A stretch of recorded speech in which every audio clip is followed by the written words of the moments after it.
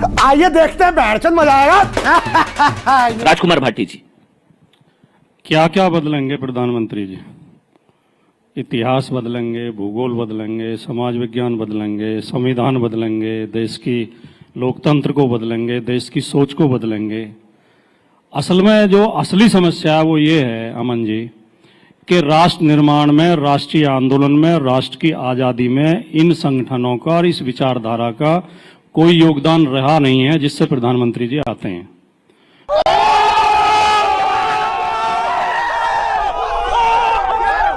तो इनके पास बताने के लिए, गर्व करने के लिए कुछ बातें हैं नहीं। अब वो कह रहे हैं कि देश के बंटवारे को हवा दी कांग्रेस ने। अब जिस व्यक्ति ने इतिहास पढ़ा होगा, अभी देश की आजादी की जब लड़ाई चल रही थी 1857 के बाद ही अंग्रेज इस बात को समझ गए थे कि भारतीयों को बांटे बिना हम इस देश पर शासन नहीं कर सकते। तो उन्होंने डिवाइड एंड रूल की पॉलिसी अपनाई, हिंदू मुसलमान को आपस में लड़ाओ। तो अंग्रेजों ने ही मुस्लिम लीग का गठन कराया, मुस्लिम लीग को वही फाइनेंस करते थे, और हिंदू महासभा को भी अंग्रेज ही फाइनेंस करते थे। हिंदू महासभा का गठन भी उन्होंने ही कराया। कोई मुझे जवाब दे दे, शहजाद भाई दे दें कि सावरकर को 60 रुपए महीना किस बात का देते थे अंग्रेज? मैं नहीं बताऊंगा। और 60 रुपया जब देते थे जब प्राइमरी के टीचर की सैलरी 15 रुपए महीना होती थी। आज प्राइमरी के टीचर की सैलरी 50,000 रुपए है, यानी कि आज का 2 लाख रुपया देते थे अंग्रेज। किस बात के लिए देते थे?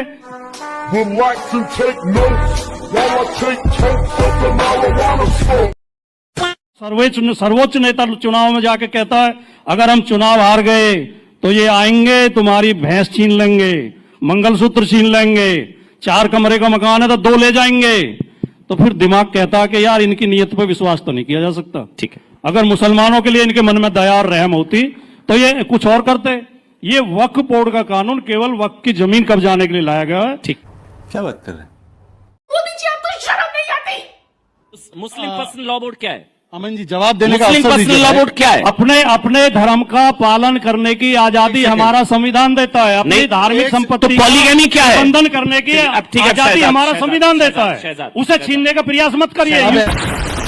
सुप्रीम कोर्ट ने वकालत की, यूसीसी का पूजा पद्धति से कोई लेना देना नहीं। आपको अपनी बहन से शादी करनी है, कीजिए। प्लीज ये अच्छा नहीं।